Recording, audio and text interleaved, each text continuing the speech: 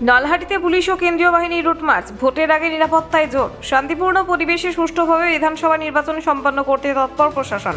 সাধারণ ভোটারদের নিরাপত্তা নিয়ে আশ্বস্ত করতে আজ নলহাটি বিধানসভা এলাকায় কেন্দ্রীয় বাহিনী জওয়ানদের বিশেষ টহলদারি দেখা গেল।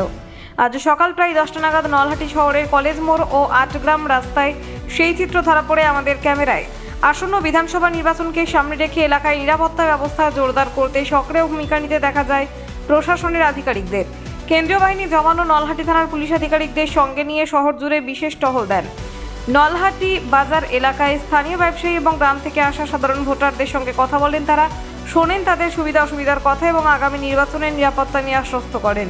এই বিশেষ টহলদারিতে উপস্থিত ছিলেন নলহাটি থানার ভারপ্রাপ্ত পুলিশ আধিকারিক অনুপ কুমার ঘোষ সহ কেন্দ্রীয় বাহিনীর জওয়ানরা। নলহাটি থেকে সজল শেখের রিপোর্ট, আনন্দ বাংলা 24x7।